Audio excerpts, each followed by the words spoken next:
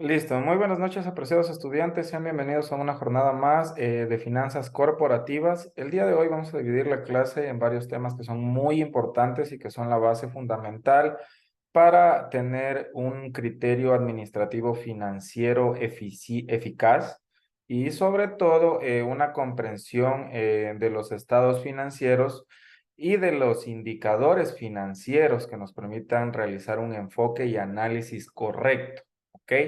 Como yo siempre les digo, para pasar a la parte numérica debemos nosotros comprender cada uno de los componentes de las finanzas, ¿no es cierto? Entonces yo no puedo hacer un análisis del balance general en este caso si es que yo no puedo comprender cómo está conformado un balance general, pero sobre todo no solo decir el balance general tiene tres componentes, sino qué significa cada uno de estos componentes, cómo se comporta y cómo debería ser el equilibrio de las partes que vamos a ver el día de hoy. El día de hoy vamos a ver mercados financieros, vamos a analizar los mercados financieros primarios, secundarios y también vamos a analizar ya lo que es el balance general, ciertas teorías del balance general para que se pueda tener un balance teóricamente equilibrado.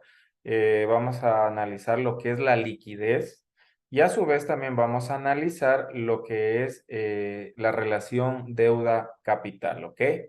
Así que tenganlo presente y ya vamos a comenzar. ¿Me confirman que se pueda ver mi pantalla?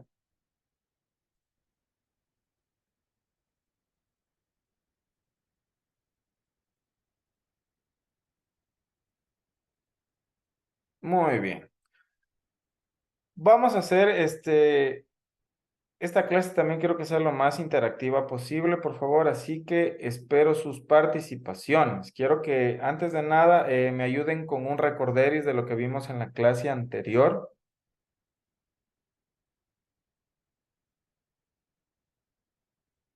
Es que vimos, si no más recuerdo, hablamos sobre el capital de trabajo. Decíamos que era la cantidad de dinero necesaria para financiar las operaciones de una empresa. Ya, correcto. Vimos acerca de la estructura de capital. Repítame su nombre, por favor. Ana Daniela Castillo. Castillo Mena Ana Daniela, ¿ok? Muy bien. ¿Alguien más tiene la oportunidad en este momento de continuar con sus participaciones? Ingeniero, también revisamos acerca de las formas de organización empresarial. Vimos que había propiedad única, sí, y Ya. también la sociedad colectiva, ¿no? La propiedad única hablaba de que una sola persona es la propietaria, como entre las ventajas de ello es que es quien toma las decisiones, es quien tiene todos los beneficios, pero tal vez como un riesgo también es quien sería responsable ilimitadamente en cualquier tipo de acción referente a la compañía. En cambio, la sociedad colectiva, al tener más socios, se beneficia también, ¿no? De ideas de los demás, de un trabajo colectivo y de igual manera también en tema de responsabilidades también es conjunta, pero de igual manera también una distribución en el caso de la rentabilidad también pues debe distribuirse. Ya, correcto. Muy bien, Claudia, le felicito. Continuemos. ¿Alguien más por participaciones de la semana 6? Ingeniero, Dígame, también se por favor. habló de la administración de capital de trabajo. Hablamos de optimización del flujo del efectivo. Se habló también del contrato, cómo es de que el flujo de efectivo aprende a gestionar el dinero de manera correcta. Por ejemplo, un ejemplo decía, cómo es cuando se pone un negocio, cómo optimizamos los recursos. En este caso, me acuerdo que Belén hablaba de un almacén de repuestos de autos, donde por temporadas eh, eh, no pedían muchos repuestos, no hablaba creo que en enero, febrero, algo así. Y en temporadas altas igual, ¿verdad? Solicitaban mayor repuestos, en este caso los inventarios. Correcto, muy bien. Gracias, Osvaldo. ¿Alguien más, chicos? Continúen. Esta es la primera ronda de participaciones y todos tienen oportunidad de participar. Hablamos también, Inge, de la forma de organización empresarial. Se tocaron dos puntos de la propiedad única y de la sociedad colectiva. Ya.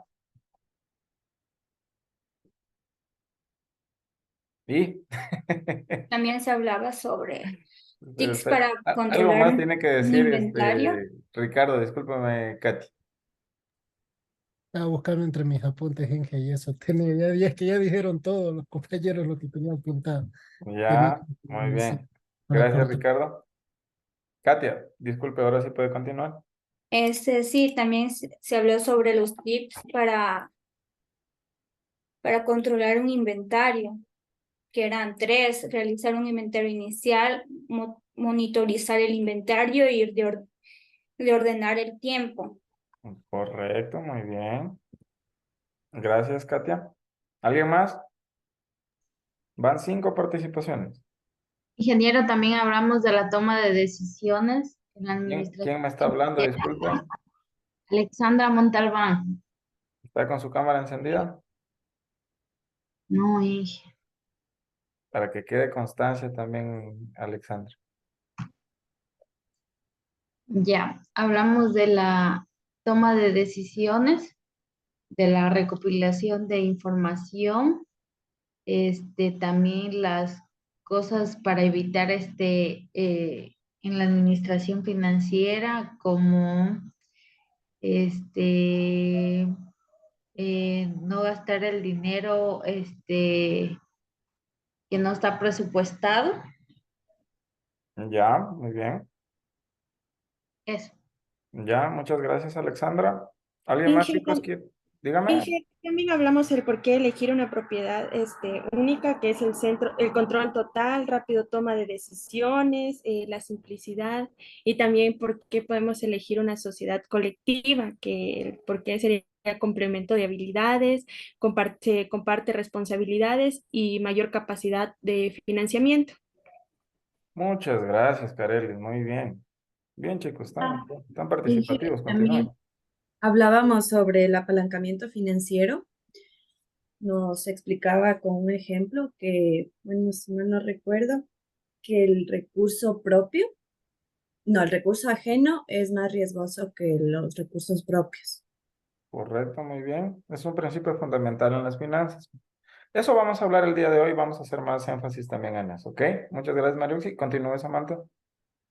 También hablamos, bueno, hablamos sobre el capital de trabajo, la administración del capital de trabajo, cómo optimizar los flujos de efectivo y el control de los inventarios, también qué aporta una cobranza efectiva y las formas de organización. Eso igual ya dijeron los compañeros, pero era la propiedad única y la sociedad colectiva. Y después aquí le he hecho un dibujito, pero no entiendo muy bien qué era: ingresos, gastos, análisis de flujo, pero Ya no, se pues, confundieron ahí, ¿no es cierto? Sí, recuerdo que en la última clase yo les lancé un ejercicio que algunos solo levantaron la ceja y decían, ¿qué?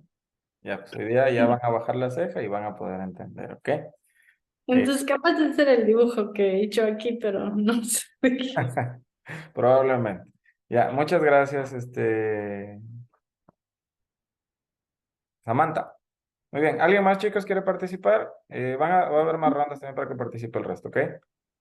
También hablamos sobre los consejos de una cobranza efectiva, que eran cuatro, que eran establece políticas claras de crédito, facturación oportuna, recordatorios de pago y encuentra resoluciones amigables. Que los recordatorios de pago era enviar recordatorios para pagar una deuda a tiempo. Ya, Y muy bien. gracias. Gracias, Andrea Feijó. Ya, ¿alguien más? No, correcto, muy bien. Gracias, chicos. Ya tienen los que participaron, los que hablaron su participación. Muy bien, ahora sí, vamos a la parte ya más fuerte de todo esto. Yo tengo un par de preguntas que están relacionadas a lo que hemos visto. ¿Cuál es el objetivo de la administración financiera?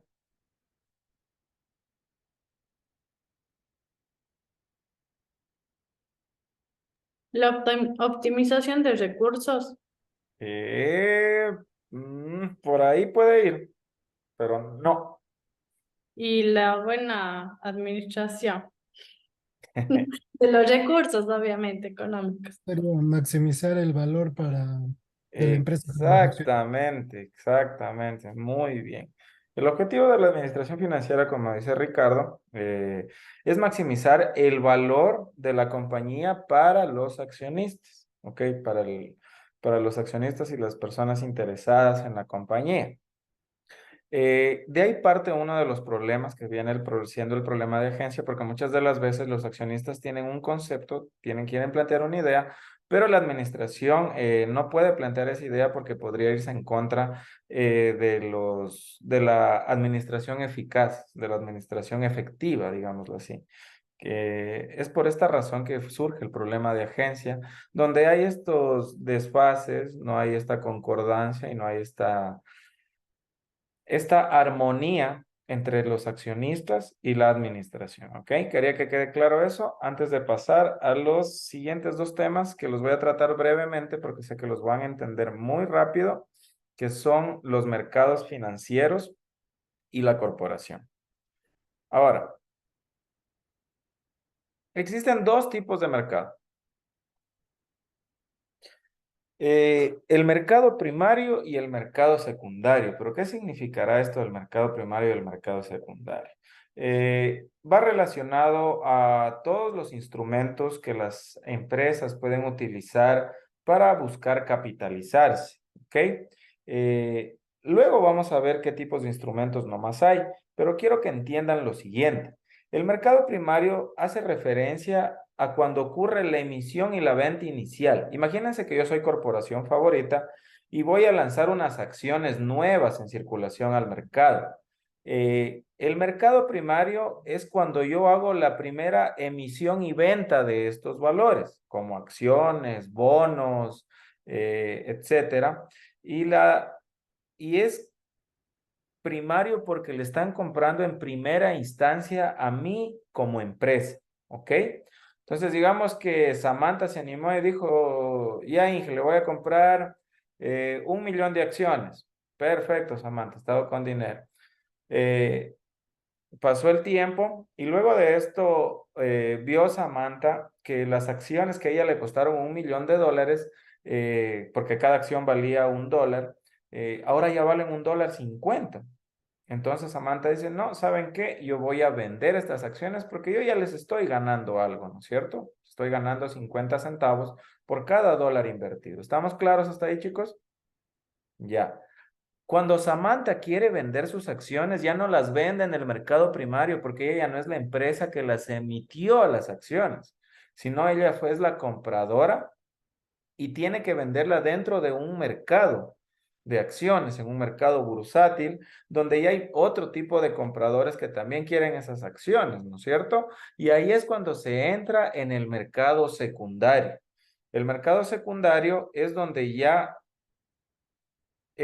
ocurre el comercio de valores previamente emitidos y ya han sido comprados una vez, como acciones y bonos que les mencionaba, y funciona de esta forma, ¿ok?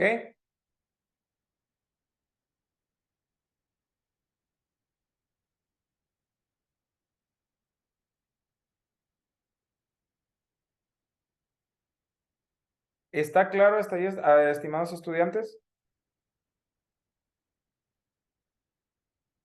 ¿Alguien tiene alguna duda? Por favor, coméntenme. ¿Ahora es cuando?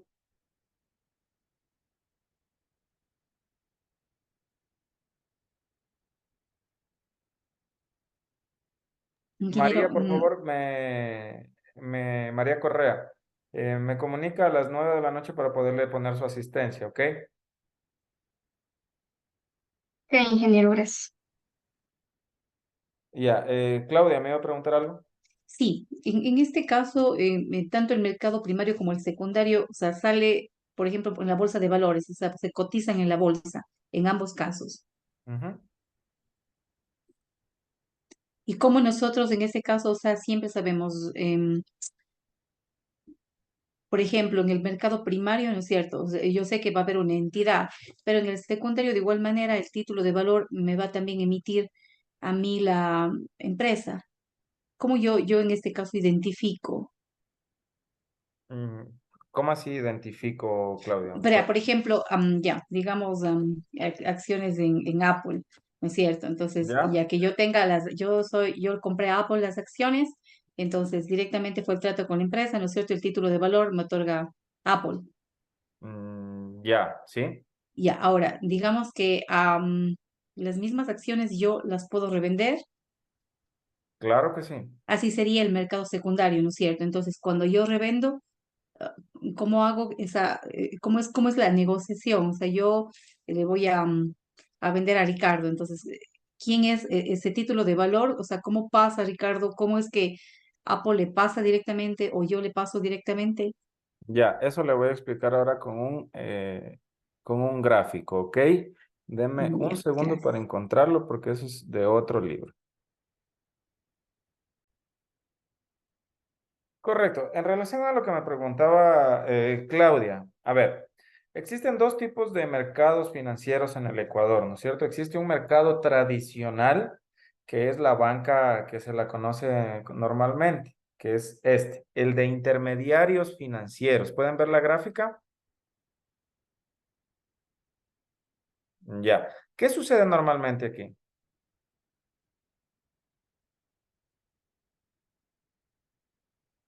Nosotros aquí tenemos una movilización indirecta de los recursos, es decir, eh, el banco tiene dos tipos de clientes, uno que le da dinero y uno que le pide dinero, ¿no es cierto? ¿Y el banco qué hace? Gestiona como institución financiera los recursos del cliente, en este caso, el que deposita sus recursos hacia el cliente que necesita los recursos. ¿Estamos claros hasta ahí? Entonces, ¿qué hace? ¿Qué es lo que pasa aquí? El cliente de acá deposita sus recursos a través de instrumentos financieros, como por ejemplo una póliza que le paga un interés anual. ¿Ok? Entonces el banco toma este dinero, hace un análisis a quién le va a prestar el dinero y el banco presta los recursos. ¿Qué hace este cliente de acá? El cliente paga su deuda más el interés. El interés es la cantidad de dinero que paga el cliente por el hecho de haber utilizado los recursos que le dio el banco, ¿no es cierto? Entonces, este cliente paga una tasa activa, un rendimiento activo que el banco lo toma, es decir, el banco junta de nuevo el capital que prestó, eh, acepta la tasa activa, le devuelve el dinero al cliente de acá, al que prestó el dinero, y luego de esto le da la diferencia de la tasa activa con la tasa pasiva. ¿Ok? Eh, por ejemplo, les voy a mostrar.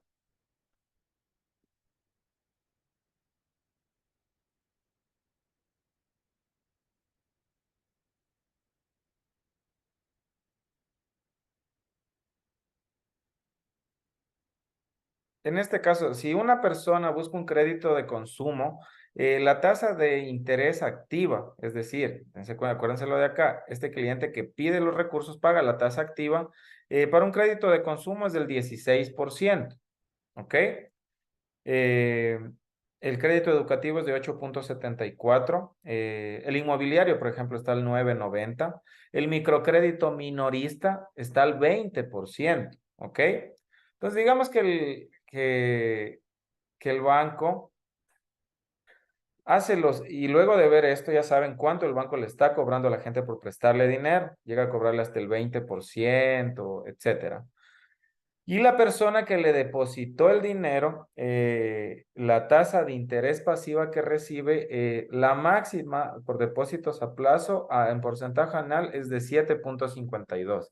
Es decir, que el banco, en diferencia de tasas, por ejemplo, si utilizó para un crédito minorista, el banco prestó al 20% y el banco ganó la diferencia entre estas dos tasas, entre el 7 y el 20, es decir, se ganó el 13% por tomar esa deuda.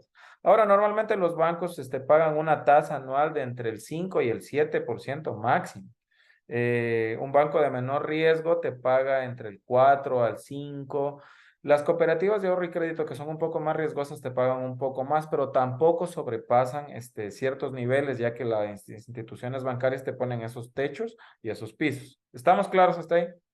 Negociazo ser banco, ¿verdad? Ahora, ¿qué sucede con el ejemplo que me mencionaba Claudia? Ese es un mercado tradicional de intermediarios financieros. Cuando se da una movilización directa de recursos, se utiliza la bolsa de valores. ¿Por qué se le dice una operación desintermediada si es que existe una bolsa de valores? Porque la bolsa de valores lo único que hace es catalizar la oferta de las empresas de sus productos financieros con los clientes. Entonces, ¿qué sucede? Toda la compra y venta de cuando uno va a comprar acciones en el Ecuador, tiene que acudir a una casa de valores, porque la casa de valores trabaja con la bolsa de valores. La bolsa de valores, imagínense, como su nombre mismo lo dice, es una bolsa donde ustedes, donde todas las empresas han depositado sus documentos de valor. Y como ustedes quieren tener parte de estos documentos, tienen que acceder a la bolsa. ¿Ok? Entonces imagínense que la bolsa de valores es un señor que tiene un saco cargado de papeles y este señor les va a hacer caso únicamente, a ver, la bolsa de valores es la bolsa que tiene el señor que está cargando y el señor es la casa de valores. ¿Por qué? Porque él es el que tiene acceso directo a la bolsa de valores.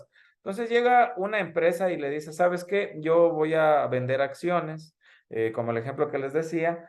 Entonces, se hace una calificación de las acciones, se hace una emisión de acciones y el mercado primario sería la primera persona que llega a comprar estas acciones, ¿no es cierto?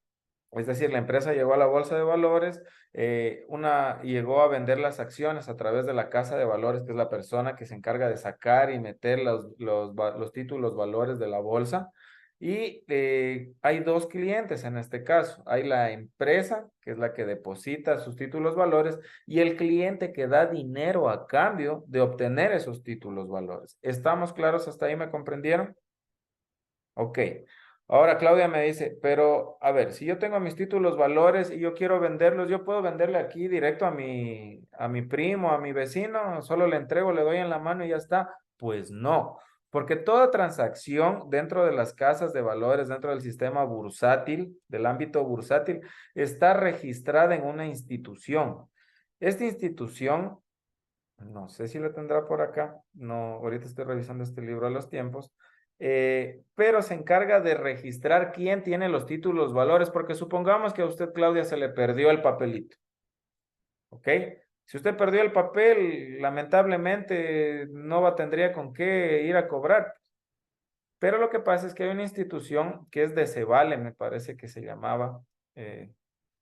Sí, de Cevale, ajá.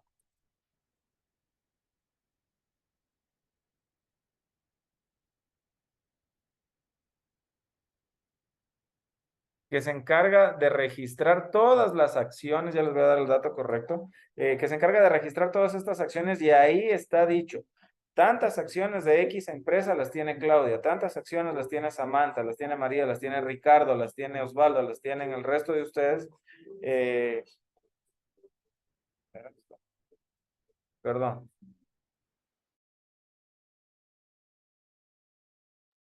Están en fiestas de Loja, si escuchan ruido, disculparán. Entonces, lo que sucede es lo siguiente, perdón.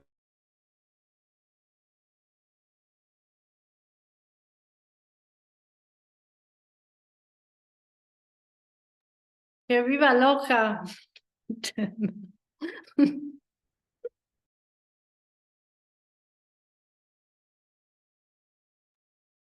Correcto. ¿Me confirman que me escuchan ahí, chicos?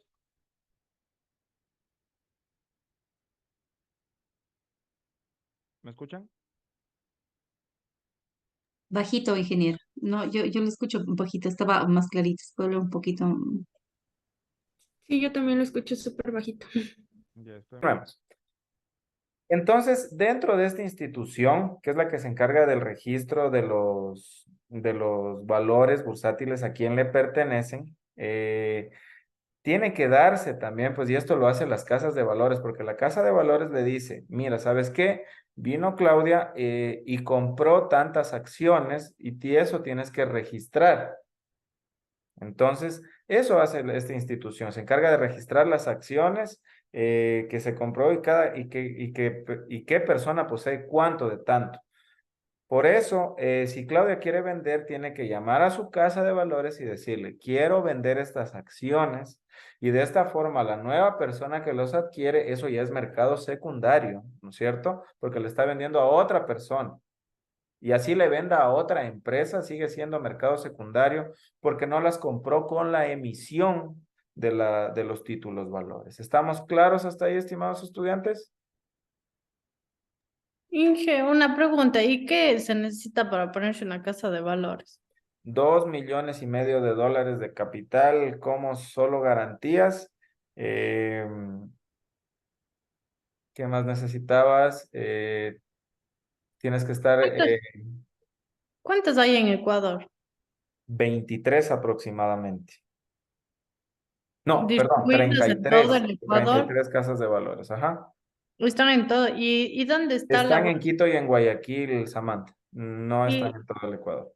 y la bolsa de valores está en Quito. La bolsa de valores, hay la bolsa de valores de Quito y la bolsa de valores de Guayaquil.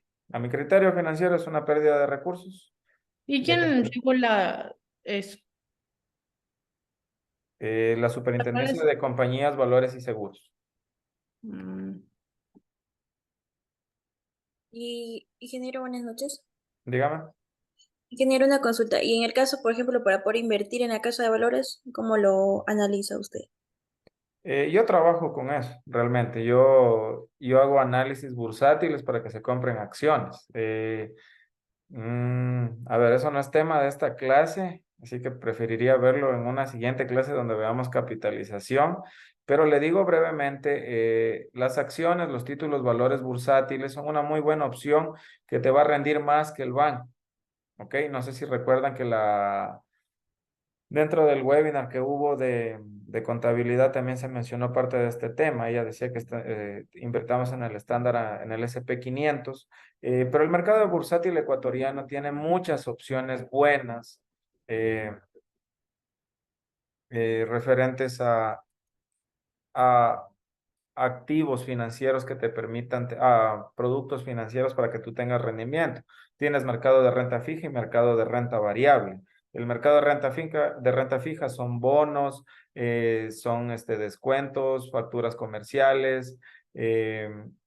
Bueno, tendría que darles una clase netamente de eso, que eso nos tomaría un par de semanas para poderlo analizar. Sí quiero que se lo haga. No sé si aquí tendrá la ingeniera las casas de valores que están actualmente.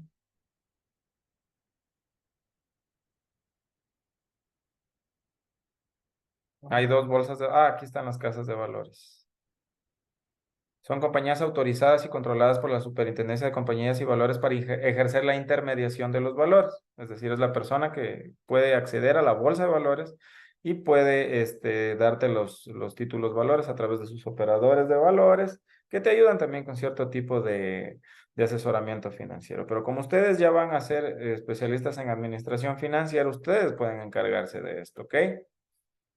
Obviamente tienen que sacar una licencia para trabajar como operadores de valores, que la sacan en la Superintendencia de Compañías, en la Bolsa de Valores. No estoy seguro si aún están en el Banco Central. Las casas de valores vigentes a octubre del 2015 son las siguientes. Si le pueden ver, tenemos en la Bolsa de Valores de Guayaquil y Bolsa de Valores de Quito. Las casas de valores acceden a estos títulos valores que están divididos en estas dos bolsas de valores, ¿ok?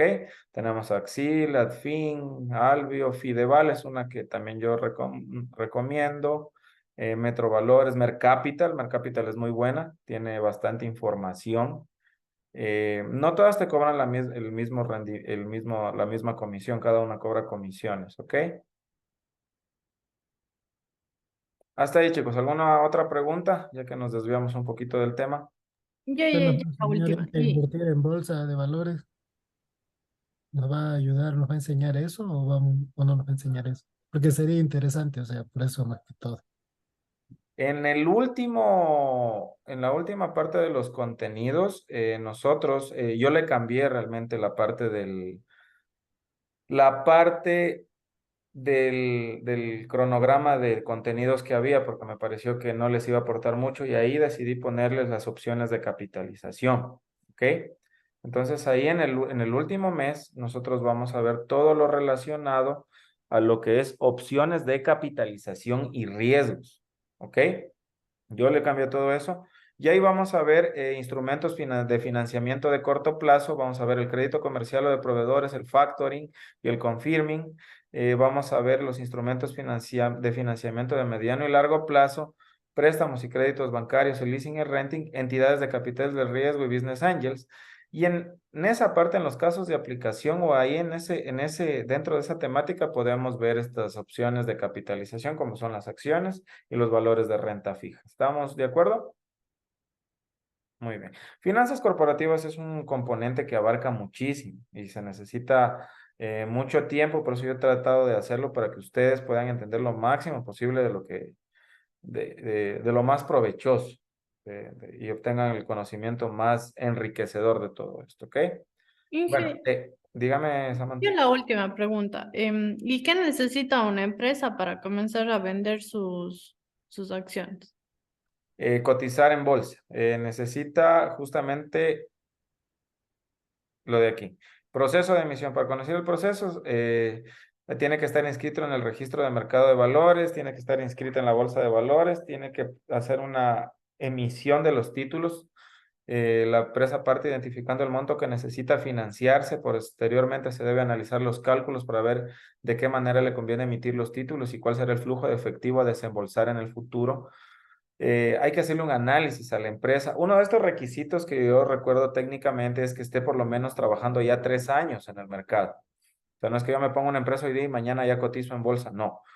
Cotizar en bolsa es un proceso que exige mucha transparencia, que exige mucho compromiso, ya que al cotizar en bolsa estás en el ojo público, ¿ok? Y todo el mundo tiene acceso a tu información, todo el mundo tiene acceso a tus datos y tú tienes que estar comprometido con total transparencia para darle información relevante, porque hay que darse cuenta que el mercado de las acciones es un mercado donde se vale mucho la especulación. Si todos nosotros pensamos que una acción va a subir de precio, todos vamos a quererla comprar y el efecto de la subida drástica de la demanda va a hacer que el precio de estas acciones suba, ¿no es cierto? Ahora, si es que sube el precio de las acciones, los que tuvimos las acciones vamos a poderlas vender y vamos a poder ganar, ¿no es cierto? Pero ¿qué pasa con las personas que compraron en un precio alto y las acciones bajaron? Van a perder dinero, ¿verdad? Por eso es un mercado volátil donde los precios pueden subir y pueden bajar. ¿Estamos claros hasta ahí? Dije, o sea, es más o menos como el trading. El trading significa comerciar, ¿ok? Yo también me dedico al trading y el trading es comprar en diferentes precios y valerte de los diferentes tipos de activos financieros y operaciones financieras para poder lucrarte. En el trading puedes lucrar en el caso del mercado de valores, puedes comprar una acción, esperar que se valorice y luego puedes venderla y a su vez vas a tener acceso también a parte de dividendos de la misma si es que la empresa paga dividendos. En otro tipo de acciones, en otro tipo de instrumentos, como el comercio de los CFDs, un CFD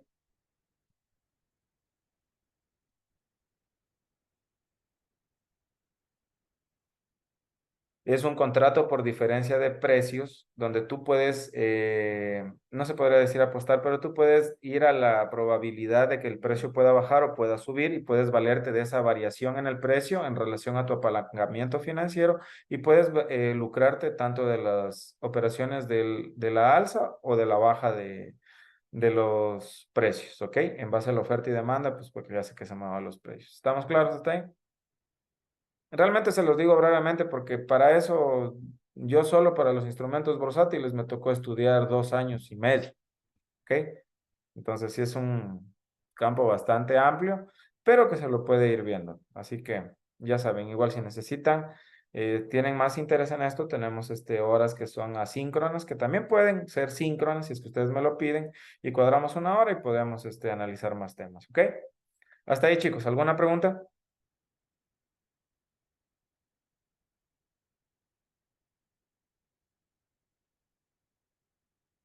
No, muy bien, continuemos entonces. Ahora,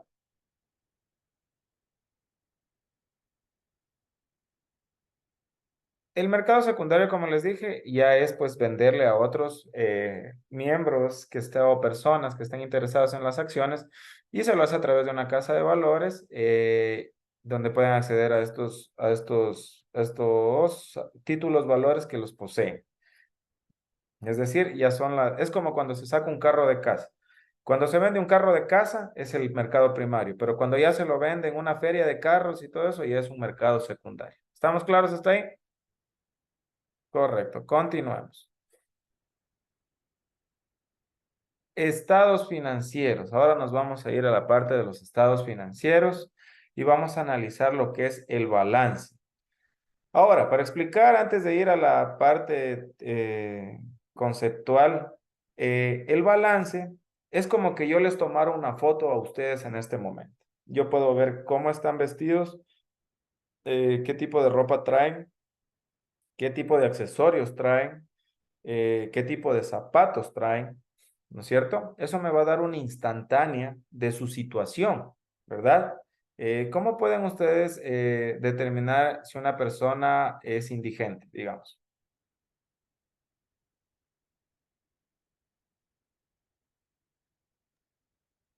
Que vive en la calle. Lo ven que vive en la calle, no lo van a ver con terno, lo ven en una No situación tiene deplorable, ¿no es servicios cierto? básicos. Ajá. Dígame, Samantha. No tiene servicios básicos. Claro, pero yo voy al hecho de ver a la persona, ¿no es cierto? Uno tal vez ya puede llevarse una Ay, idea ahí de está sucio. o cómo vive exactamente. Si yo puedo, el balance es lo que me da eso. Me demuestra que posee algo o alguien o una empresa. Y también, aparte de esto, yendo al ejemplo que les daba de la ropa, también me da otra parte muy importante que me menciona cómo ustedes se compraron su ropa, sus zapatos, su vestimenta. ¿Ok? Ya que tiene una estructura económica y una estructura financiera. Ahora, el balance es uno de los estados financieros más importantes porque muestra la situación financiera de una empresa en un momento dado.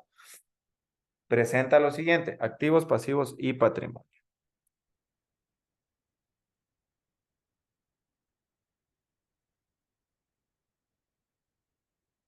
Ya, denme un segundo para compartirles.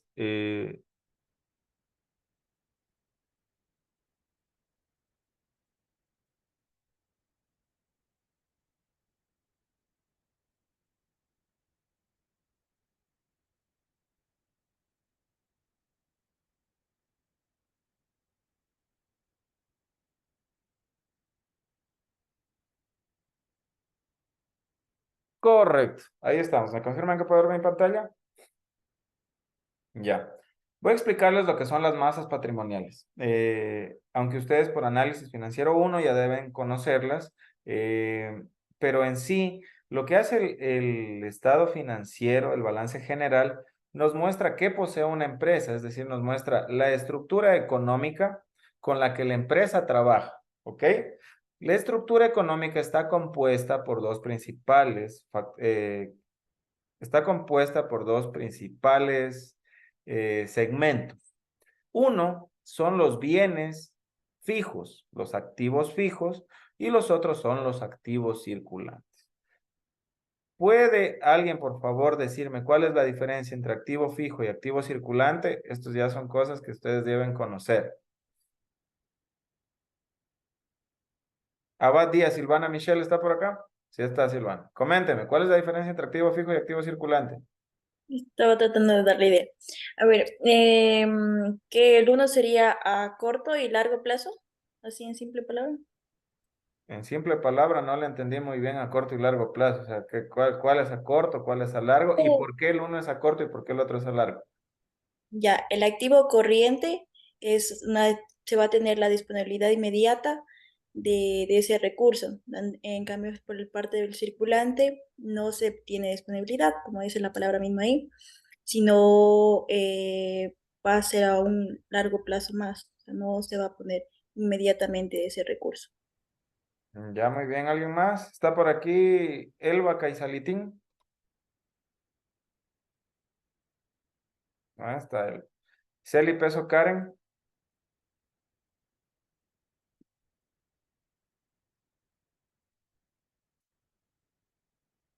María Correa.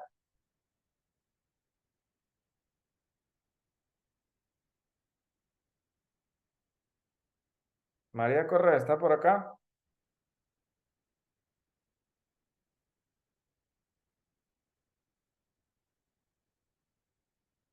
Sí está. María, por favor.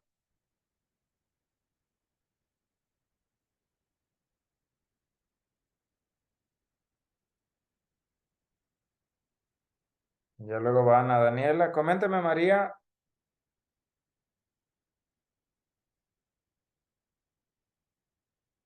María, ¿está por acá? Última oportunidad. La veo que está conectada, pero no me responde.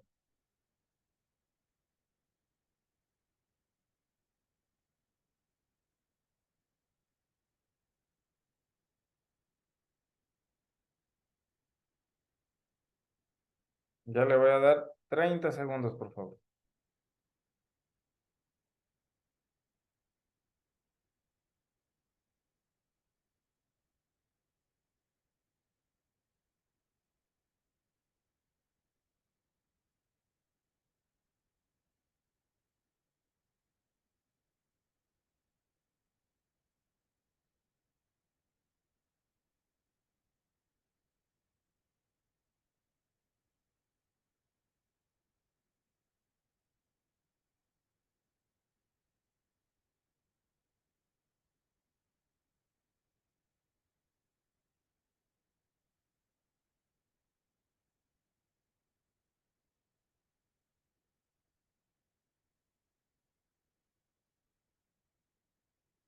María, ¿va a responder? ¿Va a participar? ¿Me comenta?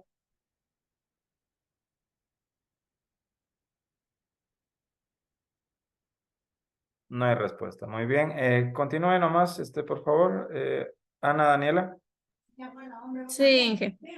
A ver, el activo fijo, o también conocido como no corriente, estos dice que son a largo plazo.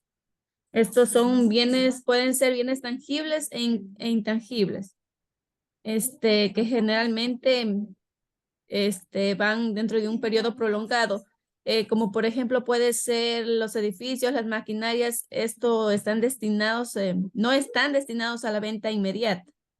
Mientras que el activo circulante, pues dice que estos también conocidos como activos corrientes, que son recursos que se espera que se conviertan en efectivo. Y Ya, estos son muy bien. a corto plazo. Ajá. Ya, muy bien, gracias. Ok, chicos, a ver, los estudiantes que estaban sin asistencia de la hora anterior era Abad, Díaz, Silvana. Presente.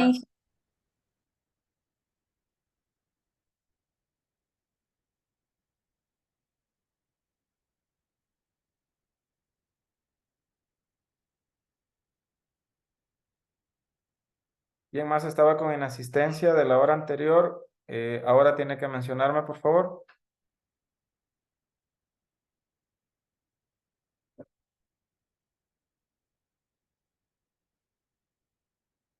¿Quién más estaba sin asistencia? ¿Me confirma?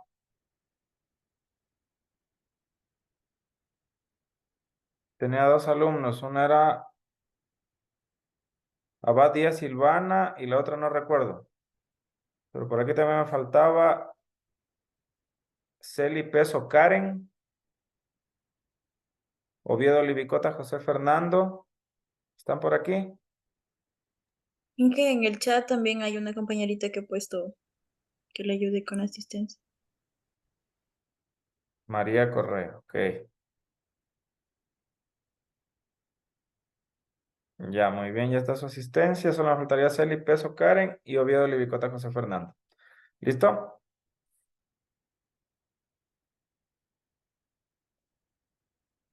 Muy bien, chicos. Yo creo que sería hora, como es de costumbre, tener una pausa activa. Muy bien, apreciados estudiantes. Entonces, para analizar las masas patrimoniales del balance, tenemos que nosotros tener presente que el balance se divide en dos, en una estructura económica y en una estructura financiera. Y es como lo que les mencionaba en el ejemplo, es como tomarles una foto y saber qué es lo que poseen. Entonces, ¿qué es lo que poseen? Ustedes van a poseer se podrá ver si tienen auto, ropa, zapatos, etcétera. Todo lo que sí yo pueda determinar a través de esto, qué es lo que puedo ver. Pero el balance general, a más de poder demostrarme qué es lo que se posee, también existe la posibilidad de ver cómo lo obtuvo. Entonces, esa es la estructura de financiamiento, ¿no es cierto? Eh, entonces, tenemos el activo fijo, que son todos los bienes y derechos que se espera que se efectivicen en un periodo superior a un año, ¿no es cierto?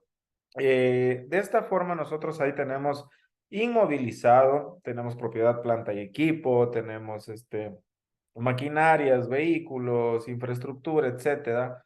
Eh, a más de esto, estos son bienes que posee la empresa y que no espera venderlos de aquí en 2, 3 meses, ¿no es cierto? Es como ustedes, por ejemplo, si se compran una casa, no es para que la vendan a las 2, 3 semanas o a los 6 meses. Por lo general, una casa es una inversión que se hace a largo plazo con el objetivo de uno poseer más activos, ¿no es cierto? Poseer más bienes. ¿Estamos claros hasta ahí? Ahora, ¿qué es el activo circulante? El Una activo circulante es todo lo que se espera que se haga efectivo, que se efectivice en un año. Entonces, tenemos, por ejemplo, el inventario. El inventario que posee una empresa, ¿será que lo tiene presente venderlo de aquí en 5 años?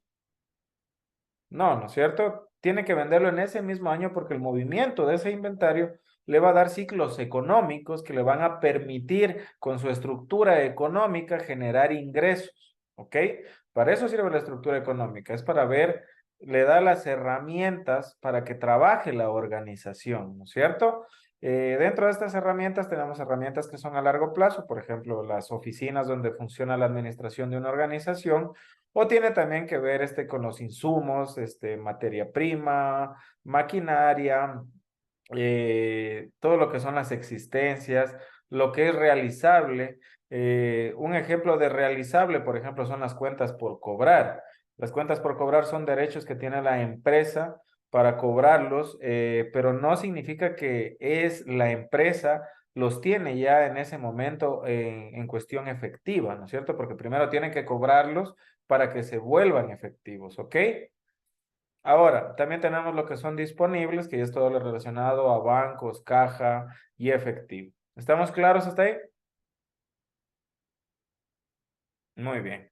Ahora, tenemos la otra parte que es la estructura de financiamiento. Y aquí prestenme atención. En la estructura de financiamiento, una empresa puede financiarse de dos formas, con recursos propios y con recursos ajenos. Cuando se habla de recursos propios, son recursos netos, es decir, que no tienen un costo exigible, como por ejemplo el interés que te cobra un banco por darte la oportunidad de utilizar su dinero, ¿no es cierto? Si ustedes compran algo, invierten en algo con sus recursos propios, es dinero suyo, no es dinero de otra entidad a la cual tengan que devolvérselo, ¿no es cierto? ¿Estamos claros hasta ahí? Muy bien. Ahora, ¿qué es el exigible? El exigible es una cantidad de dinero que, como su nombre mismo lo dice, va a ser exigida dentro de cierto tiempo. Y de aquí varía y depende cómo se clasifique, si de corto plazo o de largo plazo. Entonces tenemos deudas que pueden ser de corto plazo, como por ejemplo, ayúdenme alguien con esto, una deuda de corto plazo sería con... Cuentas por cobrar, corto plazo. Pero es una deuda, pues sería por pagar los proveedores. Muy bien, Claudia. Sí, al revés, Osvaldo. Ya, otro ejemplo de deuda en el corto plazo.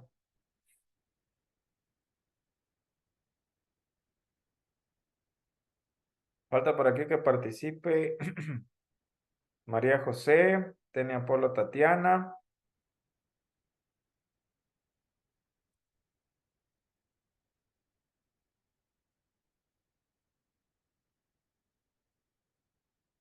¿Puede ser las letras de cambio Dependiendo del plazo. a corto plazo?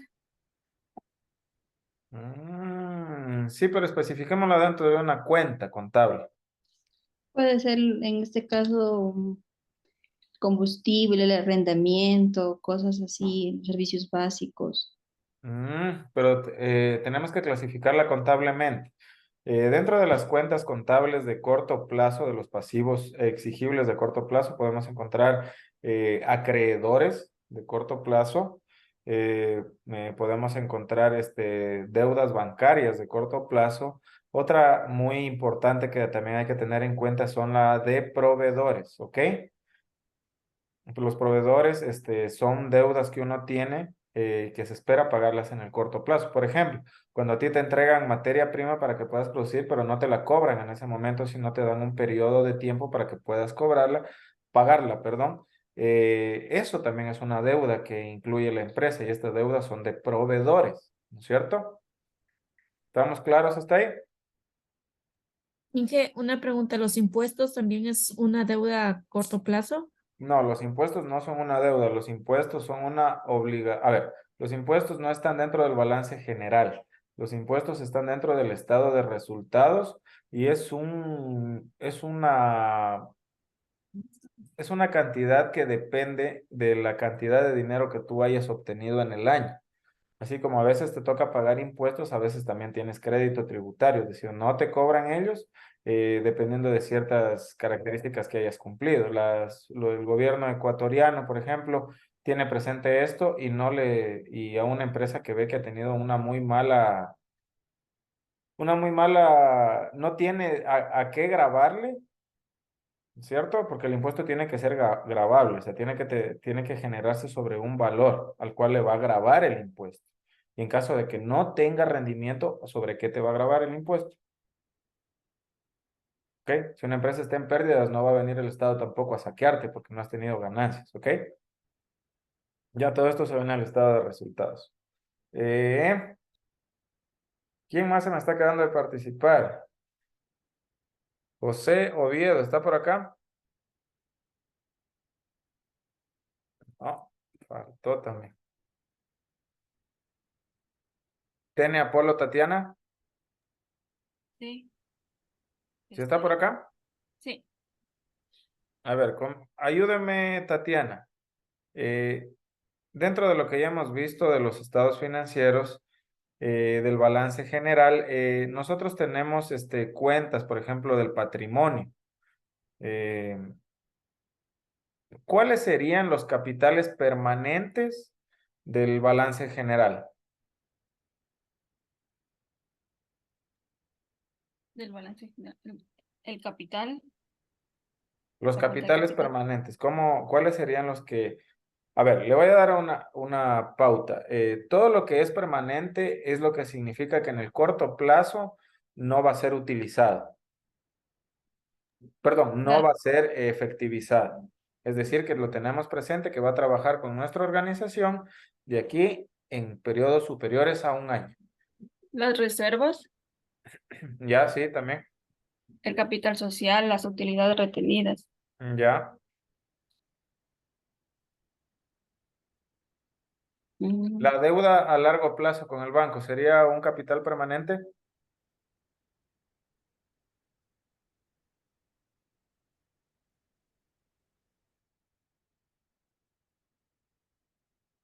Tatiana, ¿está por acá? Sí, espera. ¿Le espero? Justamente me están tocando la puerta, espera un ratito.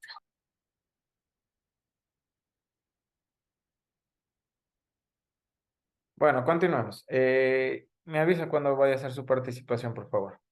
Los capitales permanentes son todos estos componentes de la estructura financiera que se espera que trabajen en plazos mayores a un año, ¿no es cierto? Dentro de esto tenemos deuda de largo plazo con los bancos, tenemos líneas de crédito que son de largo plazo superiores a un año. Dentro de los valores que mencionaba Tatiana también están muy bien. Y ahora, yo les hago una pregunta. Ustedes, si se compraran una casa, ¿sería correcto que la paguen con recursos de corto plazo o de largo plazo?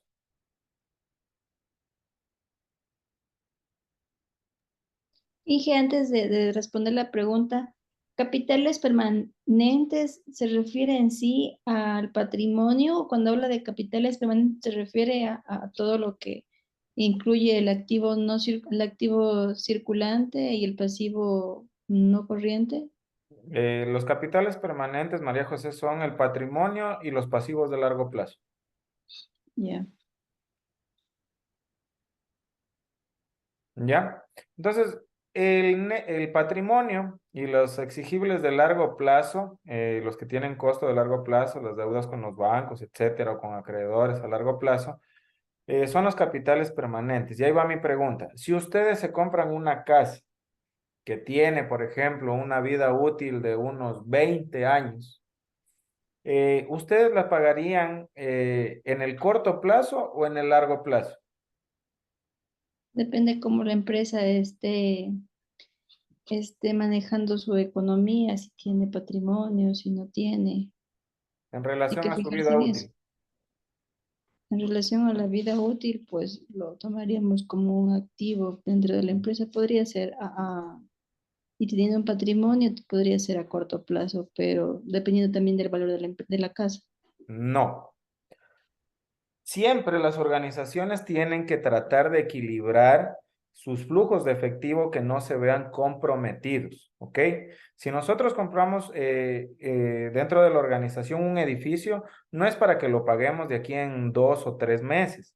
El edificio tiene una vida útil de 10 años y lo más correcto es que haya concordancia entre la vida útil de los activos que se tenga con el método de financiamiento de los mismos, ya que si nosotros compramos una casa y decidimos pagarla en el corto plazo, pues tendríamos que utilizar todos nuestros flujos de efectivo para poder atender esta deuda gigante que se nos viene y que la pusimos en el corto plazo, ¿ok? Las organizaciones lo que hacen es tratar siempre de buscar las organizaciones eficientes. Lo que hacen es tratar de buscar el correcto financiamiento dependiendo del activo, ¿ok? Entonces, si nos vamos a esta parte de aquí, vamos a tener que presente que el equilibrio teórico de una empresa nos dice que los activos no corrientes, es decir, los activos de largo plazo, tienen que financiarse con pasivos de largo plazo. Porque como organización, si yo me veo en el hecho de que mi situación financiera, mis flujos de efectivo están tan comprometidos con pagar esta deuda gigantesca, no me van a dar cabida a una mala situación, a un mal escenario o una baja en las ventas, etcétera. Porque el hecho de que sea exigible un valor hace que el banco llegue a cierta fecha y tiene que cobrártelo de una u otra forma. ¿Estamos claros hasta ahí? Muy bien. Entonces, el activo no corriente, por lo general, debería cubrirse con fondos de largo plazo, ¿ok? No está bien que yo ajuste mi economía tanto, teniendo la oportunidad de distribuir la adquisición de este activo fijo en el largo plazo. Entonces, no hay motivo alguno para que yo lo ponga todo este activo fijo y lo pague con mis pasivos, con mis flujos de dinero del corto plazo. Lo mismo sucede con el activo corriente. El activo corriente debería estar financiado también por tipos de exigibles del pasivo no corriente, es decir, por pasivos corrientes, perdón. ¿Ok? Aquí hay una falla. El activo corriente debe estar trabajando con exigibles de corto plazo, ¿ok? Ahora vamos acá. Aquí se les ha ido un no de más. ¿Qué es lo que sucede en una situación de insolvencia? Vamos a esto. Cuando nosotros tenemos una falta de generación de flujos de dinero que nos ayuden a cubrir nuestras obligaciones de corto plazo y tenemos esta brecha que podemos ver aquí, ¿no es cierto? Se supone que nuestros activos corrientes deben cubrir nuestros pasivos corrientes. ¿Estamos de acuerdo hasta ahí? Hasta ahí vamos a tener una situación de equilibrio. Pero si nosotros tenemos más deuda que ingresos, ¿estaremos bien? No, no es cierto, porque estamos en una situación de insolvencia. Entonces, ¿qué sucede? Nuestros activos corrientes no avanzan a cubrir nuestros pasivos corrientes y ahí es cuando nuestros activos fijos entran acá y tienen que ayudar a cubrir esta parte de acá y ahí ya comenzamos a tener problemas. Porque aparte de eso también tenemos que responder a estos capitales permanentes que tenemos. Por eso estamos en una situación de insolvencia. ¿Estamos claros hasta ahí, estimados estudiantes? Muy bien, vamos a la tercera situación. Esta es una situación de equilibrio a corto plazo. Nuestros activos corrientes están compensando nuestro pasivo corriente. ¿Lo estamos cubriendo? Sí, ¿no es cierto? Tenemos dinero suficiente para afrontar las deudas de corto plazo y aparte de eso, nos da otro rédito más que nos ayuda a cubrir un poco más de los capitales permanentes, es decir, que nuestro activo corriente también ayuda a cubrirlo de acá. Por ende, nuestros activos fijos no se ven tan apretujados por los capitales permanentes. Por eso ahí tenemos una situación de equilibrio en el corto plazo. ¿Ok? Porque nuestro activo corriente está rindiendo bastante bien. ¿Estamos de acuerdo hasta ahí, estimados estudiantes? ¿Alguien tiene una duda? Este es el momento, por favor. Sí, ingeniero, por favor, puede explicar la última situación. Estaba copiando y no, por favor. Correcto. Igual los apuntes de esta hoja yo les voy a pasar para que la tengan. ¿Ya? Les voy a pasar porque también tenemos que hacer por ahí un par de ejercicios. Así que ahora, tenemos nosotros, a ver, la situación de equilibrio a corto plazo, que es cuando nuestros activos de corto plazo, efectivo, bancos, cuentas por cobrar, todas las cuentas de corto plazo, cubren por completo nuestro pasivo de corto plazo, o sea, nuestras deudas de corto plazo, y además de esto tienen un excedente que nos ayuda a responder por cualquier exigible de largo plazo, ya sea el pasivo no corriente o el patrimonio neto. ¿Estamos claros hasta ahí? Ya, muy bien. Ahora, teniendo en claro esto del balance general, vamos a pasar a lo siguiente. Vamos a conocer... Inge, la primera figura era que la situación de equilibrio a largo plazo. No, situación de equilibrio teórico. Cuando tus cuando tus activos de largo plazo están acordes con tus capitales permanentes o de largo plazo. Y cuando tus activos de corto plazo cubren de igual forma tus pasivos de corto plazo. ¿Ok? Aquí hay ¿Cómo que... sería una situación de equilibrio a largo plazo? Situación de equilibrio a largo plazo depende de la estructura de tu organización y de los flujos de efectivo. Lo más recomendable es que, como te digo, haya cierta concordancia en que tus activos corrientes cubran ya tus pasivos corrientes. Eso significa que tú tienes una empresa líquida. Eso es lo que vamos a ver ahora. ¿Ok? Cuando tú tienes una empresa que es líquida, significa que está generando la cantidad suficiente de dinero para afrontar tus obligaciones en el corto plazo y tiene un excedente de dinero adicional que podría ayudarte a cubrir tus activos, perdón, tus deudas de largo plazo. Es decir, tú vas a volverte, aparte de líquido, solvente. ¿Ok? Hay una diferencia entre liquidez y solvencia. Liquidez es todo lo relacionado a corto plazo. Es cuando tus activos de corto plazo pueden atender tus pasivos de corto plazo. Pero cuando ya tienes solvencia, significa que igual tus flujos de fondos te ayudan es decir, el conjunto de tus activos, tanto de largo plazo como de corto plazo, sí te ayudan a sobresalir, a pasar de tu situación y atender tanto a tus deudas de corto y de largo plazo. Ahí eres solvente. ¿Me entendiste, María José? Yo no, Inge, ¿le puede repetir, por favor? Claro, no hay ningún problema. Ok, una empresa es líquida cuando genera el dinero suficiente para afrontar las obligaciones que tiene en el corto plazo. Eso es liquidez. ¿Estamos claros? Ya. Pero aparte de las obligaciones de corto plazo, hay unas obligaciones de largo plazo, ¿no es cierto? Cuando una empresa tiene la capacidad suficiente de activos de corto plazo más los de largo plazo para cubrir todas las obligaciones que tiene de corto y de largo plazo, ahí es solvente, ¿ok?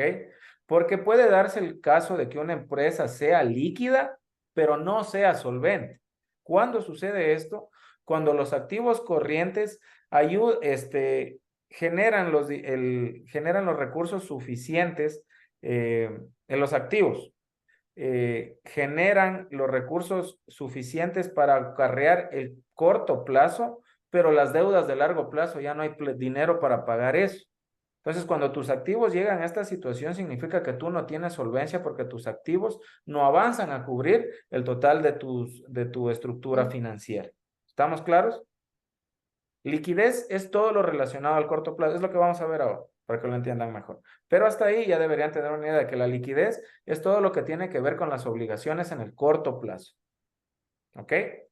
En análisis Y cuando una financiero, empresa, está solvente, dice que es cuando atiende los con normalidad cualquier obligación financiera, tanto de corto y de largo. tanto de corto y de largo. Exactamente, tiene que atender las dos. O sea, es decir, si no le avanza con los activos corrientes, puede, me invento, vender un carro y atender las Claro, pasivos. imagínate que sacaste una línea de crédito con tu empresa para 12 meses y avanzaste a pagar esa línea de crédito, pero aparte de eso tú tenías un préstamo con el que tenías que pagar la infraestructura de tu organización. Y ese es un valor que se te cobra anualmente. Y si ya pagaste la una y no tienes dinero para afrontar la de largo plazo, no eres solvente. ¿Ok? Por eso una empresa puede ser líquida, pero también probablemente no puede llegar a ser solvente. O sea, que sea líquida no significa que va a ser solvente, pero cuando una empresa es solvente, significa que sí es líquida. Claro, Pero en porque este caso pesa más la empresa que es solvente, porque puede pagar a largo como a corto plazo. Claro, pero dependiendo del análisis financiero que hagas, se hace el análisis en el corto y en el largo plazo. ¿Ok? Porque imagínate que tú solo te enfocas en la liquidez y dices, no, esta empresa es líquida, está súper bien. Y al rato de que le toca ver la solvencia, te das cuenta, no ha estado tan bien la empresa. ¿Ok? Por eso siempre tener presente las dos perspectivas de las temporalidades. ¿Estamos claros hasta ahí, chicos? Muy bien. Ahora vamos a ver lo que es la liquidez. La liquidez es la capacidad, como les mencionaba, de atender las obligaciones en el corto plazo. Por eso, la razón de liquidez principal que existe es cuando nosotros comparamos las masas patrimoniales del activo corriente con el pasivo corriente. Entonces, imaginemos que nosotros tenemos más activo corriente que pasivo corriente. Significa que este numerador le va a entregar más al denominador, ¿no es cierto? Significa que yo voy a tener cantidades de recursos en esta parte, cantidades de activos que van a poderle dar al pasivo corriente atender el pasivo corriente de manera correcta, ¿no es cierto? O sea, va a haber los fondos que puedan cubrirse, va a haber los fondos para cubrir estas obligaciones de corto plazo. Esto de aquí te va a dar un número. Esta razón mide la capacidad de la empresa para pagar sus obligaciones a corto plazo utilizando todos sus activos corrientes. Aquí les dejo esto también para que les ayude en el análisis, ¿ok? Entonces, como estamos dándole el activo corriente al pasivo corriente, una situación buena es cuando hay números superiores a 1. ¿Por qué? Porque en números superiores a 1 significa que por cada dólar de pasivo corriente existe un dólar de activo corriente que lo va a cubrir. Es una situación ajustada, no es lo recomendable, pero existe. Porque en ese caso, si tenemos una liquidez de 1, probablemente no tengamos solvencia. ¿Ok? ¿Qué es lo recomendable? Que sean valores superiores a 1.2, pero que tampoco se excedan tanto. ¿Por qué, profe? ¿Qué mismo? ¿Se exceden o no se exceden? Deberían excederse hasta cierto punto, porque el rato que se excedan demasiado, ya lleguen a niveles de 3, 4, por ejemplo, significa que por cada dólar de pasivo corriente existen 3, 4 dólares de activo corriente, y eso nos lleva a tener una tesorería ociosa. Una tesorería ociosa significa que nosotros estamos generando mucho dinero, pero a ese dinero no le estamos invirtiendo en nada que nos ayude a generar más valor para la organización, que ese es el objetivo de la administración financiera. ¿Estamos claros ahí, chicos? ¿Sí? María José, el resto. Que los veo que están así, así. No sé si es sí o es no. Están... Me interrumpen nomás, ¿ok? La liquidez puede enfocarse en varios aspectos, por eso existen, no sé si recuerdan en análisis financiero 1, varios bloques relacionados al análisis. Uno de los que estoy viendo ahora, que está dentro de la temática, es la liquidez. Para analizar también la liquidez, yo aquí estoy teniendo en cuenta todo el activo corriente, lo que incluye, ¿qué nomás? Efectivo, caja, bancos, inventario, cuentas por cobrar, ¿no es cierto? Pero ¿qué pasa? Y este es un indicador que yo siempre utilizo y los recomiendo. ¿Qué pasa si viene el banco y me dice, oye, necesito que me pagues ahorita? Chuta, dices, a ver, entonces, a ver, ¿yo qué tengo en recursos para poderte pagar? A ver, tengo efectivo, tengo caja, tengo bancos, tengo también estas deudas que son pendientes, que son las cuentas por cobrar. Este tipo de cosas tengo. Lo único que no podría darte es mi inventario, porque mi inventario todavía no está, no lo vas a aceptar como pago. ¿Por qué? Porque tú solo estás aceptando dinero o equivalentes al efectivo, pero no productos. ¿Me hago entender? Entonces, la prueba ácida es una medida más rigurosa que la razón corriente, ya que excluye los inventarios de los activos corrientes para mostrar la capacidad de la empresa de pagar sus deudas a corto plazo con los activos más líquidos. ¿Cuál es el activo más líquido que existe en el mundo? El efectivo. El dinero, exactamente. Entonces, ¿qué hacemos con la prueba ácida? Decimos, a ver, tengo que atender mi pasivo corriente. Entonces voy a quitarle el inventario a todo, a lo que yo poseo. Y de esa forma tú vas a tener una idea. ¿Qué es recomendable aquí tener valores superiores a 0.8? Es decir, que por cada dólar de pasivo corriente existen 80 centavos para poder atenderlos de manera inmediata. ¿Ok? Si es equivalente a 1, la prueba ácida, pues están frente a una empresa bastante líquida, bastante eficiente en su gestión, porque tiene, aún si le quitamos el inventario, que es el que tiene que vender para poder cubrir todo esto, tiene la capacidad suficiente de afrontar sus obligaciones en el corto plazo. ¿Estamos claros hasta ahí, chicos? Otra vez los veo de lado, ¿sí o no? Es más efectiva que la primera prueba de liquidez. Es más riguroso, no más efectivo. O sea, puedo yo medir de verdad cuál es mi liquidez quitando el inventario. Claro, es una prueba como que más cerrada. Es más, ¿cuál sería el término? Se me fue. Es más exigente, ¿ok? Porque la está forzando a la empresa a eliminar su inventario y atender sus obligaciones con todo lo que posees en ese momento, menos el inventario, ¿ok?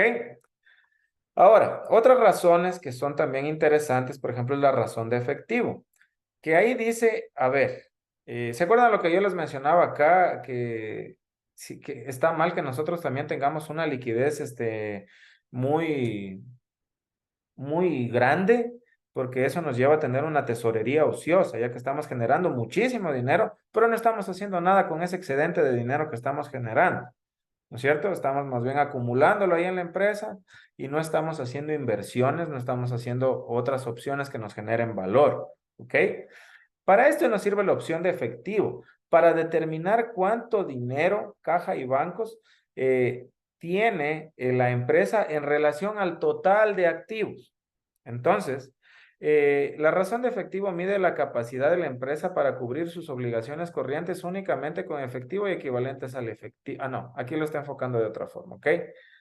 Esta parte, no. Acá lo estamos enfocando al total de activos. Y nos ayuda a determinar cuánta cantidad de caja y bancos de dinero tiene la empresa en relación al total de activos. En finanzas, hay como jugar muchísimo con las masas patrimoniales, porque podemos juntar y podemos sumar una con otra, restarlas de otra, podemos crear razones financieras. Una razón es una relación que posee una masa patrimonial con otra, es una relación matemática. Y en este caso, por ejemplo, la razón de efectivo hace referencia al efectivo y equivalentes del efectivo relacionado con los pasivos corrientes. Hasta ahora, ya deberían decirme para qué funciona esto.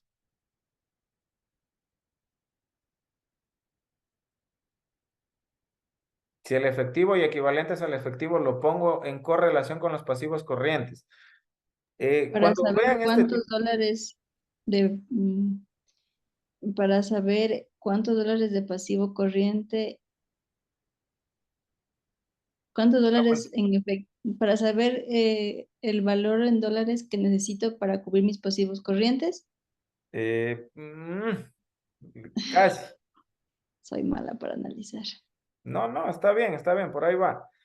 Lo que está haciendo aquí es poner en contexto. Dense cuenta, a ver, el denominador siempre le pide al numerador, ¿ya? Esto fue uno de los pasos y es uno de los pasos que les va a ayudar a entender cualquier razón financiera. El denominador siempre le pide al numerador. Entonces el de acá abajo le dice, a ver, el pasivo corriente. ¿Qué es el pasivo corriente? Una obligación financiera de corto plazo. ¿A quién le está pidiendo? Al efectivo y equivalentes de efectivo. Entonces, ¿qué le dice el pasivo corriente? A ver, yo soy tu deuda. ¿Tienes o no tienes con esto para pagar?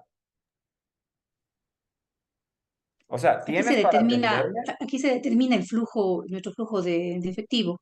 Pues aquí No, sale no, Claudia. El flujo de no, efectivo es otro proceso que lo vamos a ver más adelante, ¿ok? ya. Aquí se determina una relación que nos menciona cuánto de dinero, efectivamente de dinero, porque dense cuenta que acá en la prueba ácida yo no quité las cuentas por cobrar. ¿Ya? Están incluidas. Acá únicamente está teniendo en cuenta todo lo que es efectivo de la empresa, caja, bancos y dinero líquido. ¿Ya? Por eso pone efectivo y equivalentes al efectivo. Las cuentas por cobrar no son equivalentes al efectivo porque todavía no está cobrado, todavía no está monetizado eso. ¿Ok? En cambio acá el pasivo corriente le dice a los activos corrientes, ya buenazo, a ver, vos ya le quitaste los inventarios con la prueba ácida y tuviste para afrontarme. Pero yo quiero ver si es que le quito tus cuentas por cobrar a lo que tú me estás proponiendo, a ver si todavía tienes para afrontarme. Es lo que pasa. ¿Ya? Entonces la empresa dice, a ver, veamos qué pasa. Voy a poner todo mi efectivo y todos mis equivalentes al efectivo para compararlos con lo que yo debo de pasivos corrientes. Y según eso, vamos a ver cuánto de efectivo y equivalentes de efectivo hay que darle al pasivo corriente. Y ahí nos va a dar un valor. ¿Ok? Que depende, En este eso va a caso, otra si el cosa. valor es Inge, negativo. Dígame. no siga nomás la compañera y después ya le pregunto. Siga, Samantha, sí. ¿Y cómo se lee la respuesta? Se lee leyendo. Aquí dice razón de ¿Cómo se efectivo. analiza en este caso? ¿Cómo se analiza? Ya. Todo depende de la organización, ¿ok? Miren, nosotros no es lo mismo analizar un banco que una empresa productora. No es lo mismo analizar una empresa de servicios que una empresa comercializadora. ¿Ok? Cada uno va a tener ciertas características. Por ejemplo, una empresa de seguros, quitarle el inventario no va a hacer que cambie tanto su valor, porque las empresas de seguro lo que más poseen son activos líquidos, activos Intangibles. Eso. No, estamos hablando de cuestión de cómo está conformado su balance general. Una empresa productora puede que sí tenga bastante invertido en infraestructura, por los galpones que tenga que tener, etcétera, y también en maquinaria, ¿no es cierto? Y por ende también puede que tenga bastante inventario. El inventario no solo es de productos terminados, recordaránse que hay inventario de materia prima, esto lo debieron haber visto también antes, y si no lo vieron, ¿sí lo vieron? Sí, sí, Ya, lo vimos. buenazo. Entonces tienen de materia prima, de materia en proceso y de productos terminados. Todo eso cuentan como inventarios. En cambio, una aseguradora no tiene eso, ¿no es cierto? Entonces su balance general ya es diferente. Por eso los datos varían de una empresa a otra. Al momento que hagamos el análisis de caso, porque de aquí nosotros tenemos que hacer, vamos a hacer un ejercicio donde pongamos en práctica y vamos a obtener la liquidez de un estado financiero con estos valores de aquí, vamos a analizarlo y lo mismo con la relación deuda-capital que vamos a ver a continuación, ¿ok? Pero mientras tanto, entiendan que el denominador es el que le exige al numerador, ¿ok? Con eso ya Ingeniero, está. una Dígame. consulta. Verá, en ese tema de la razón de efectivo, en el Excel está, digamos, como fórmula caja y bancos sobre el total de activos. Allí Ajá. usted nos dijo que es para determinar la cantidad de dinero que tiene disponible la empresa para sus flujos. ¿Sería correcto? No, le mencioné que hay dos formas de calcular este ratio. Exacto, sí, porque justo le hace referencia a esto de aquí y en relación al otro, en cambio, es efectivo y equivalente a efectivos, en cambio ahí tomamos los pasivos corrientes. ¿Cuál es la diferencia entre las dos? ¿Cuál es la que ¿Cuál es debemos la diferencia, aplicar? Claudia, entre pasivo corriente y total de activos? En este caso, o sea, sé la diferencia, por ejemplo, el total de activos es eh, todo lo que la empresa posee, ¿no? Pasivos Ujú. corrientes, en cambio, es lo que las obligaciones de la empresa a corto plazo. Más a lo que me refería era cuál es la diferencia, el resultado, a qué está enfocado, la diferencia de Ya, si yo aplico una fórmula, ¿qué quiero tener? Y si aplico la otra, ¿qué quiero obtener? ya. Con esta fórmula de acá usted va a obtener la información relevante a cuánta cantidad de dinero existe para atender los pasivos corrientes. Y con la fórmula de acá, que relaciona la caja y bancos, los equivalentes al efectivo con el total de activos, esta es proporción de esta, ¿no es cierto? Dentro de total de activos está contenido caja y bancos. Lo que vamos a hacer aquí es determinar cuánta proporción de efectivo y equivalentes al efectivo están dentro del total de activos. Y si es muy grande esta cantidad, significa que la empresa probablemente tenga una tesorería ociosa, ¿ok? Y si es muy pequeña, probablemente la empresa no tenga los fondos suficientes para poder trabajar, ya sea con capital de trabajo, etcétera, ¿no es cierto? Y cuando encontramos un equilibrio y podemos decir que la empresa está líquida con respecto al efectivo. A ver, cuando la empresa está líquida con respecto al efectivo, es cuando tenga lo que yo recomiendo por lo menos un ratio de un 0.4, 0.3, a mi criterio, dependiendo de una organización comercial, que es lo que yo le tengo en cuenta. Esto varía mucho de las organizaciones, por eso yo les decía, no podemos ahora decir este número es bueno o este número es malo. Yo lo que quiero que entiendan ustedes es que es cada cosa para luego al momento de hacer un ejercicio de una comercializadora determinar aquí si es bueno este número, porque si ese número es bueno en este tipo de empresa, puede que en otro tipo de empresa sea malo. ¿Ok? Por O sea, ejemplo, dije, para una no hay, por ejemplo, decir que en Google vamos a encontrar una tabla que nos diga para las empresas productoras van a haber tales ratios para los indicadores y así sucesivamente, ¿no? es que si existiera eso, María José, yo no tendría trabajo. O Claro, sea, porque pero ya las empresas ¿cómo no saber, tendrían cómo que tener decir? el O sea, criterio. Si es por que ya ejemplo, todo decir, fuera, perdón, sigue. no, dígame. Ya se me fue la idea. No la entendí, disculpe. A ver, lo que pasa es que como les digo, el análisis financiero no es un análisis donde nosotros cogemos y decimos, a ver, esta razón de efectivo es de 0.4. Voy a ver la tabla Ah, sí, sí, está bien la empresa, entonces sigamos. No, no funciona así.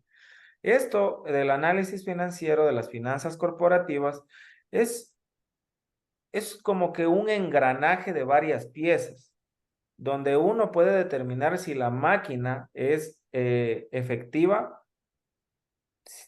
en base a la agrupación, a la concordancia de todas estas piezas, ¿ok? No sé si me hago entender. Puedo yo, con el análisis financiero, ir determinando ciertos factores y ciertas variables que me ayudan a entender cómo funciona la organización, porque dos organizaciones que se dediquen a lo mismo probablemente tengan sus finanzas completamente diferentes. Entonces, no podemos nosotros determinar la salud financiera de todo un sector solo con una variable. Es decir, si por ejemplo veo yo que la razón de liquidez corriente de la mejor, si veo que la razón de la liquidez corriente de la empresa que estoy analizando es de 1.2 y al momento de yo comparar con las otras empresas que también tengo acceso, veo que las otras empresas que son las más top en el mercado tienen 1.8, 2.3, tal vez mi empresa no está en los niveles que debería estar, ¿no es cierto? Pero eso relacionándolo con empresas del sector. De ahí decir que existe una tabla donde puedo yo ver este tipo de situaciones, es un poco difícil porque todas las empresas son diferentes y no todas trabajan de la misma forma. Y si trabajan de la misma forma, supongamos que hay dos empresas que tienen la misma cantidad de activos, tanto fijos como corrientes, probablemente su estructura financiera está apalancada de otra forma, ¿ok? Y eso es a la parte que quiero llegar ahora, la relación deuda-capital. Bueno, aquí va otras razones también que quería que las vean. Por ejemplo, la razón de inventario por activo. Ya, muestra la proporción de inventario en relación con el total de activos, ¿ok? La razón de deuda y cuentas y documentos por pagar. Evalúa la capacidad de la empresa para pagar sus deudas y documentos a corto plazo con sus activos. ¿Ok? ¿Qué son cuentas y documentos por pagar? Son la cantidad de dinero que la empresa está debiendo. Y aquí vamos a ponerla en relación, en cambio, con el total de activos. ¿Ok? Como ya se van dando cuenta, las masas patrimoniales juegan una con otra. Y es por eso que el análisis financiero es bastante dinámico. ¿Ya? Yo, por ejemplo, sé utilizar a veces una que se llama Z de Altman, que es un conjunto de indicadores financieros que te van dando números que te ayudan a descubrir si es que una empresa está yéndose a la quiebra o no, sin que la empresa misma se esté dando cuenta. ¿Ok? Entonces, hay cómo jugar con varios de estos indicadores. Es ya realmente un criterio del analista financiero, cuál les entiende más, cuál le gusta más. Por ejemplo, a Ricardo puede que diga, no, sabes que yo mi análisis financiero, yo veo liquidez corriente, prueba ácida y razón de inventario. Esos son los que a mí más me ayudan a determinar cómo funciona la liquidez de una empresa. Y puede que en cambio María José diga, no, ¿sabes qué? A mí el inventario por activo me parece una buena opción y la razón de efectivo, porque aquí le estoy quitando tanto el inventario como las cuentas por cobrar y aquí sí estoy poniéndola a pelear a la cantidad de dinero y equivalentes de efectivo que tiene la empresa con las deudas en el corto plazo, ¿ok? Y si es que quieren ser más completos, pues existen un montón de indicadores que pueden leerlos y utilizarlos, pero como les digo, yo trato de darles los que más les dan el criterio a ustedes para que puedan analizar y utilizar. ¿Ok? ¿Estamos claros hasta ahí, chicos? Ya. Ahora para terminar esta parte, ya que realmente hoy día tenía pensado hacer un par de ejercicios, pero nos cogió el tiempo. Vamos a la relación deuda de capital dividido para la deuda total más los recursos propios. Esta razón de deuda capital nos dice lo siguiente, y es fácil de entender. ¿Por qué? Porque aquí nos dice cuánto existe de deuda en relación a toda la estructura de financiamiento. ¿A qué se refiere esto? Que nosotros vamos a poder determinar en una estructura cuántos dólares hay de deuda por el total de los recursos que existe en la estructura financiera, ¿no es cierto? Si yo tengo esta estructura financiera de acá, que es equivalente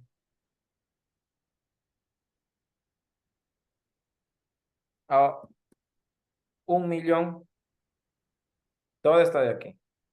Y digo que de aquí, el 60%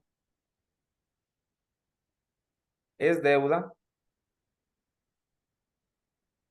y el 40% son recursos propios.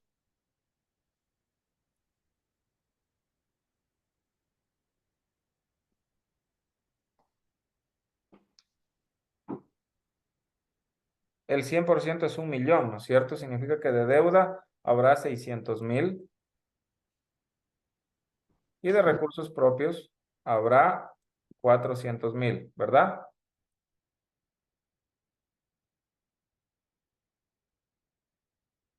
Si yo hago esta relación y divido el 60, los 600.000 para el 1.000.000, ¿cuánto me dará? 600.000 son mis recursos propios. Perdón, es mi deuda. Dividido. Para el 1.000.000 nos va a dar una razón de 0.6. Eso significa que por cada dólar que existe de la estructura de financiamiento, existe la presencia de 60 centavos de deuda. Significa que o viéndolo de la forma que yo les menciono acá, el 60% de tu estructura de financiamiento está compuesta por deuda. ¿Estará bien o estará mal esta situación?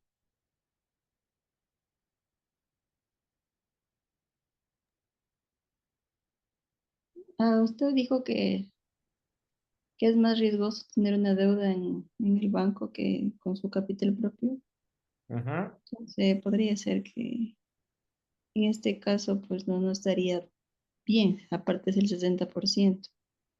Podría ser, ¿no es Un cierto? 50-50 podríamos pensar. Exactamente.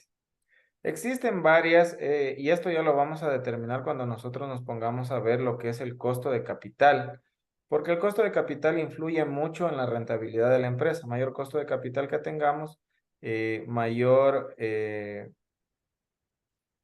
exigencia va a tener nuestra estructura económica para sacar rendimientos que ayuden a cubrir este costo de capital. ¿Estamos claros hasta ahí? Listo, apreciados estudiantes. Si no tienen ninguna duda más, podemos retirarnos.